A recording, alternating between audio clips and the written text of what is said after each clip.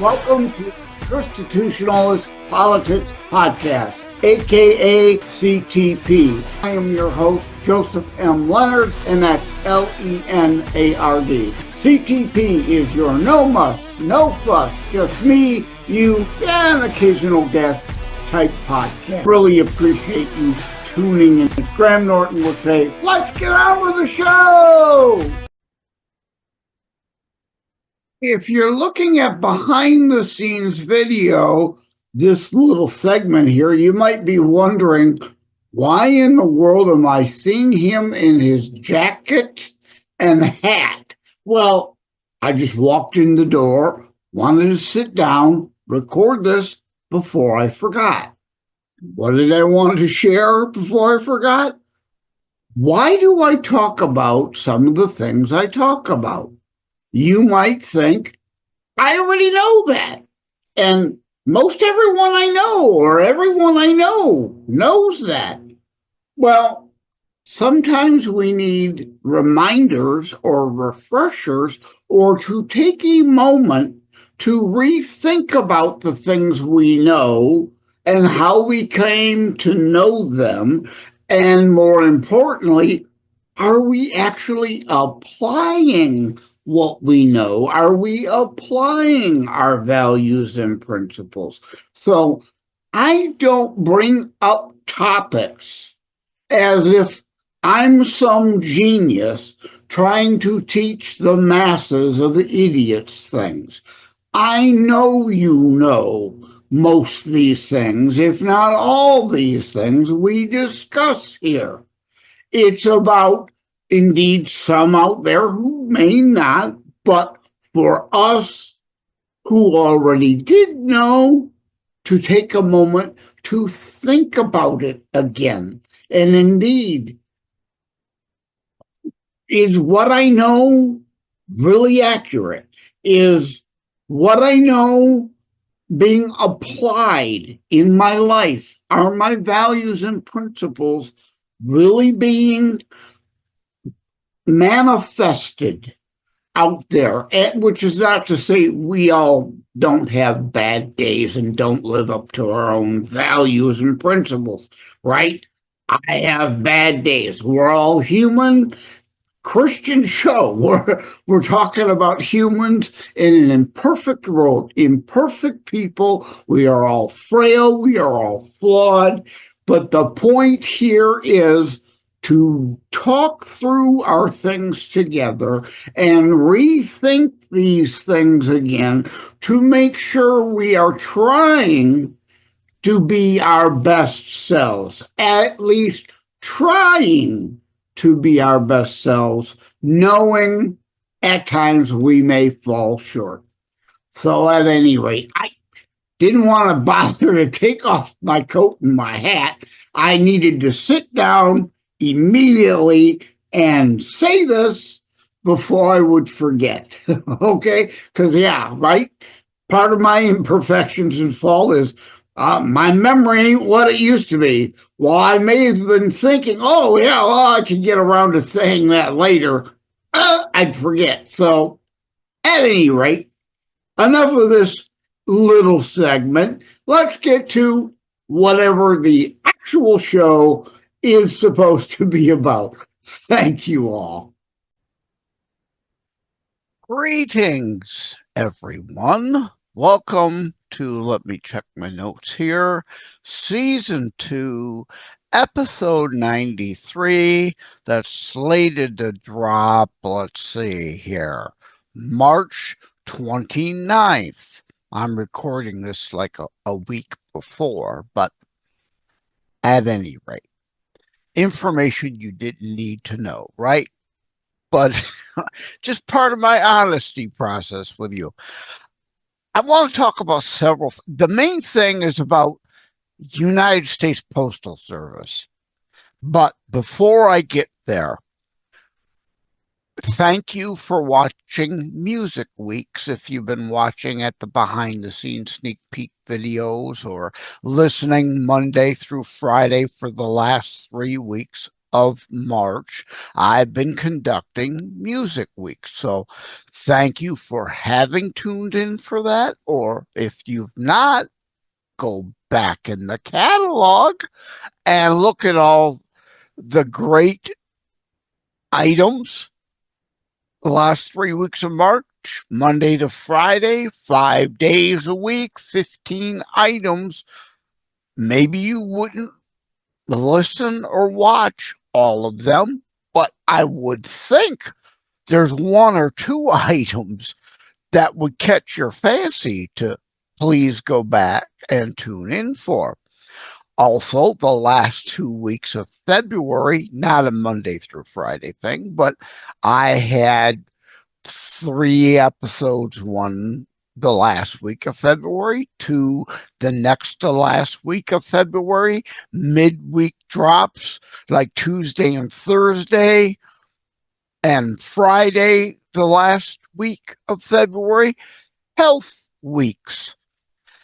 Check those out. And I'm mentioning health weeks here for sure again because, an aside, an update, my friend with the Liberty Beacon, Roger, is apparently back in the hospital.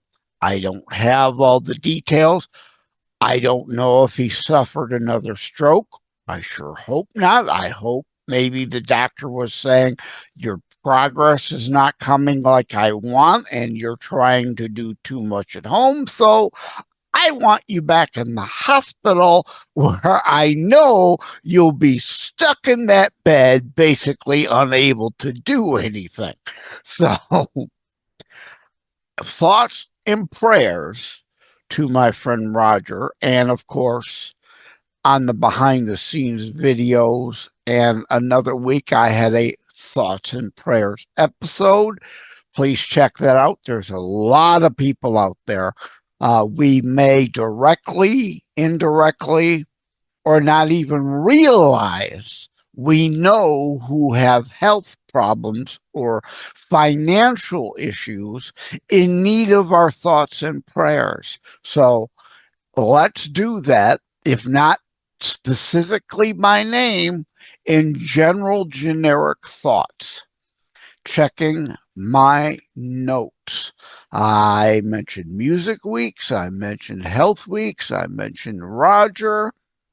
And at the end of this episode, I'm going to tack on a special segment, an influencer without any real influence. If you hadn't caught that in a future episode, I'm going to tack that on to the end of this one so you see that kind of fun, tongue-in-cheek thing. But I mainly want to talk to you about the post office. I have written, not in conjunction with thelibertybeacon.com this time in conjunction with a piece on Blogspot, piece on Substack, but I specifically want to mention the longest version of them all at beforeitsnews.com in the Tea Party category called Abuse, Inefficiency, Waste at USPS finally going to be addressed? Question mark, exclamation. Finally? The Epoch Times had a headline that said the USPS to work with DOJ to look at putting some efficiencies in the USPS system. Really? Finally? My entire lifetime, there have been me and others been saying there are all kinds of common sense efficiencies that could be put into the system that they have resisted. For I turned 62 last year. Yeah, my entire lifetime. People who work for government don't care how much of your money they waste. Finally, maybe some efficiency. I don't expect the post office to start to turn a profit. If they could break even for a change, would be really bleeping nice. And they keep raising the prices, but yet they never do enough to stop their losses. So every 10, 15, 20 years, they're also, on top of raising all the rates, going to Congress to beg for a bailout, of course. Now, if we could get them operating on at least a break-even keel, that would be great. And we didn't need Doge for this. I'm going to discuss a couple common sense solutions could have been done 10, 20, 50 years ago, but they refuse to. They just operate, and they can operate at a loss. They don't care. The taxpayer will always be expected to bail them out.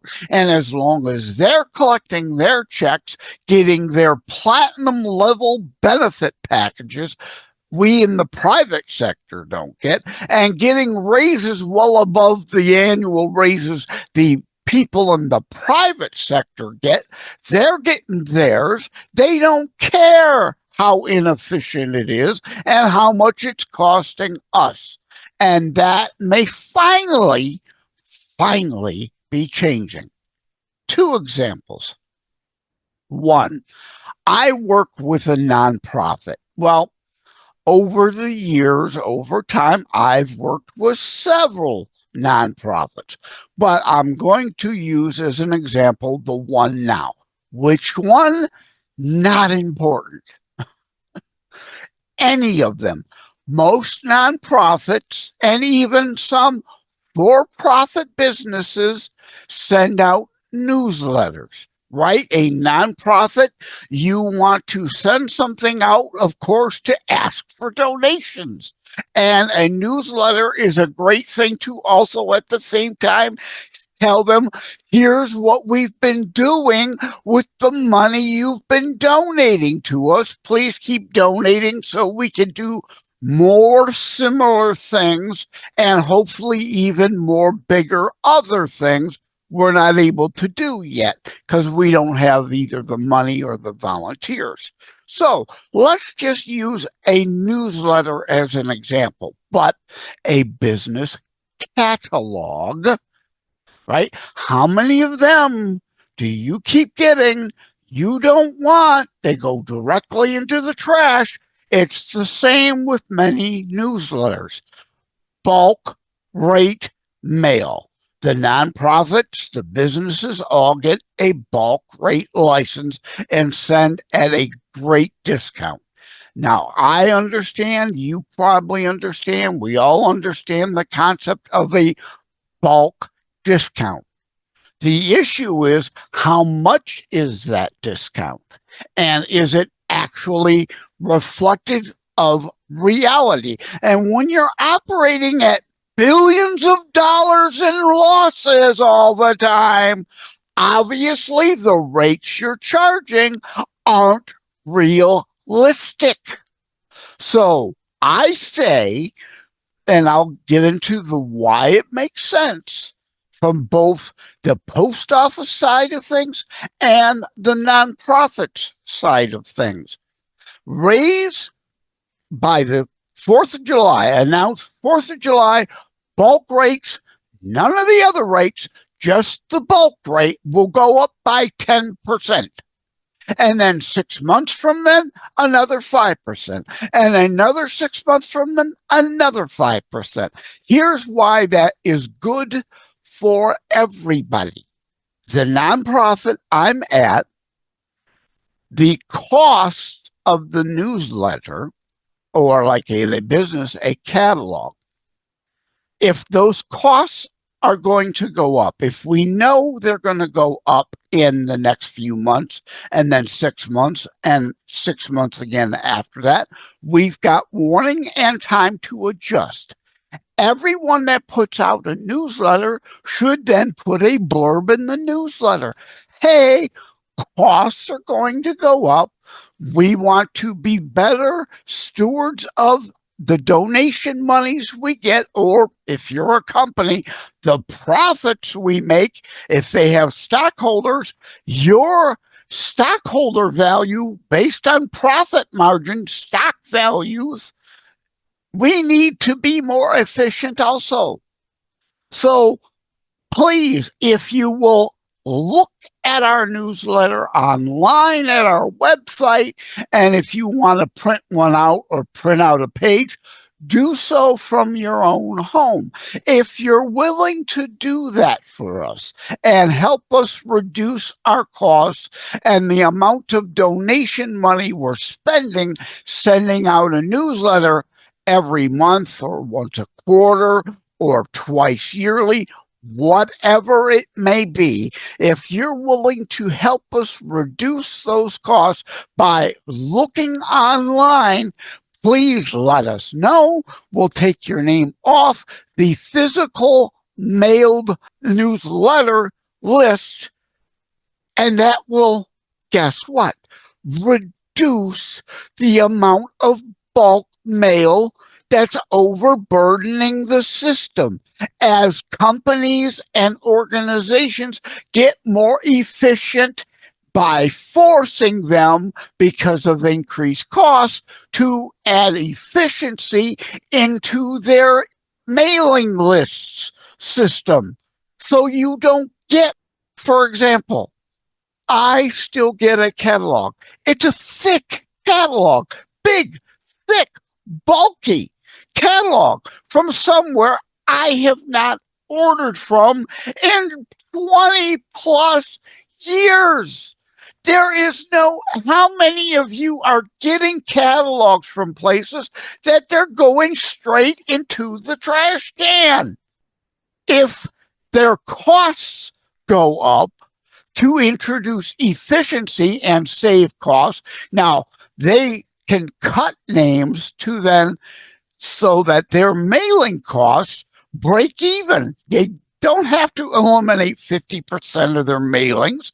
They can eliminate a fraction, and their costs, like the nonprofit charity I work for, if we cut 10, not even 10% of the names, even if the bulk rate went up 10%, our cost would probably be about the same then, because we'd then also be saving money on the amount we're paying the printer to print so many physical newsletters that we don't need to. And how many catalogs or newsletters are being sent to people that have moved to the current resident who's taking it and throwing it out? Remove those names. Please help us remove people who have moved, or how many newsletters are being sent to places to deceased people. Same with those catalogs. Is anybody telling them, oh, hey, occasionally, yes, at our nonprofit, we'll get a call or a letter from somebody. Thank you so much for over the years sending the newsletter to so-and-so. Unfortunately, so-and-so has passed on.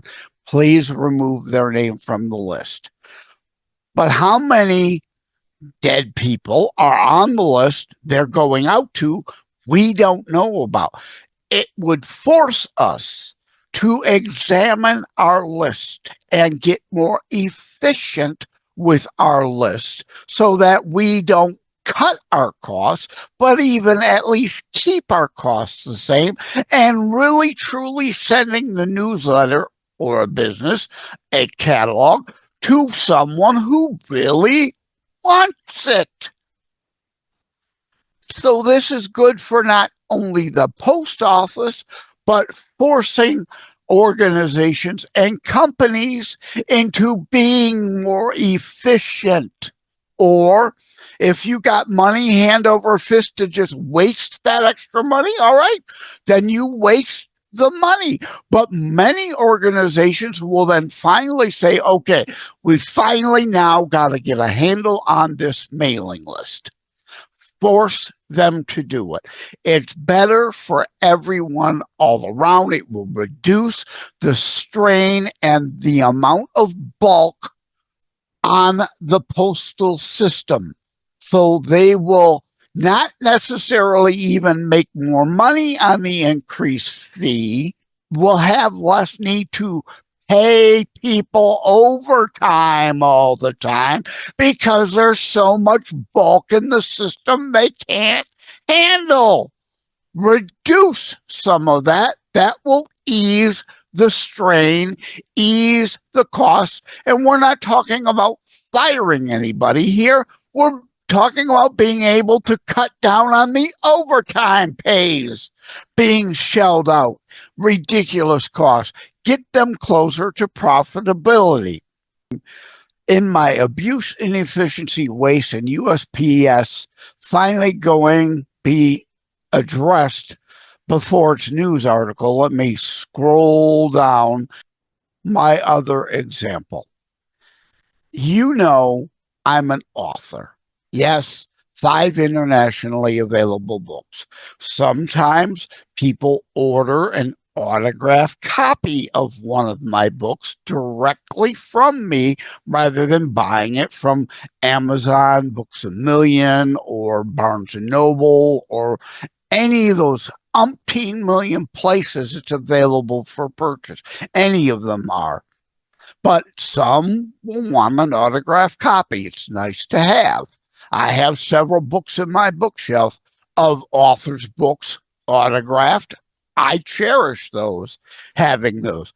So I send out books through the post office via media rate. When I do so, I see that what used to be a 2-week or sometimes a little more delivery rate is basically treated like first class mail. I'm paying a bulk rate, reduced rate, media rate, but I'm getting first class service. Why? Why is that? If I'm not paying for it to be first class delivered, I should not be getting first class delivered. And my book getting there in 7 business days is just as fine as it getting there in 3 business days. That's not going to make that much of a difference. So bulk media and media rate mail, how about we only handle those on Mondays, Wednesdays, and Fridays? That means Tuesdays and Thursdays, there's far less need for as many people because they're only handling first class mail on those days. It enters an efficiency into the system and does not really degrade the service we're getting when we weren't paying for first class delivery in the first place. Go back to the newsletter thing. The bulk rate, we drop them off, and we know when people are getting copies of the newsletter. And again, it's almost basically treated like first class mail. It's getting there in 3 days, 4, sometimes 5.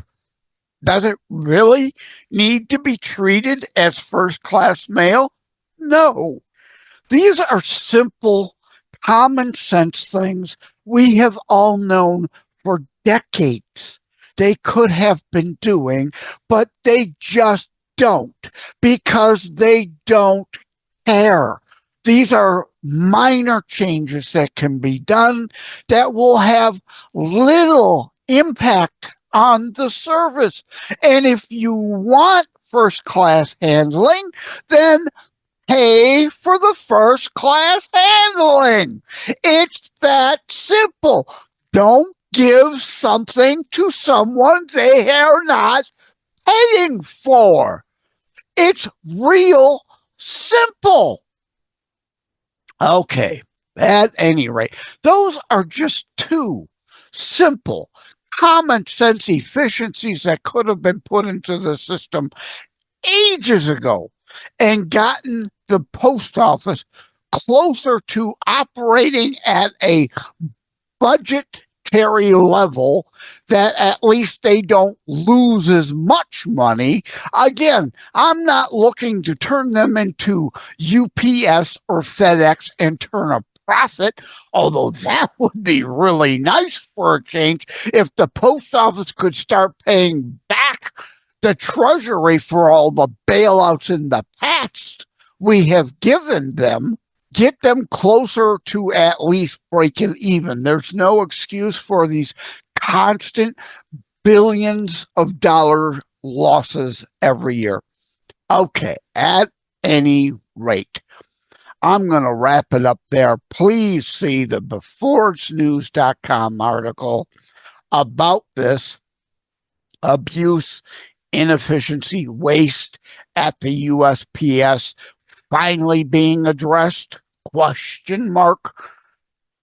For more, there's more in the article. So now I'm going to get to that. An influencer without any real influence. It's kind of a fun story. So I hope you'll stay tuned in for that. Thanks. Take care. God bless.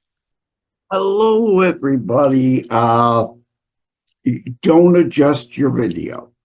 Right. I didn't bother to pull down the green screen all the way. So if you're seeing part of the ugly couch as a joke, that's because I didn't bother to pull down the green screen all the way. And I apologize that you see me if you're looking behind the scenes in my nightwear. I know, probably TMI, right? But I've always told you, this is your no muss, no fuss, just me, right? Very informal. This is me. This is what you get. I'm not putting on any airs. Just I wanted to briefly record this segment before I forgot. I was at an eatery and I just happened to overhear a woman at the next booth. It came out of her mouth about someone.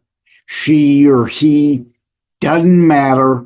Point is, not like I was eavesdropping on their conversation, but came out of her mouth, an influencer without any real influence.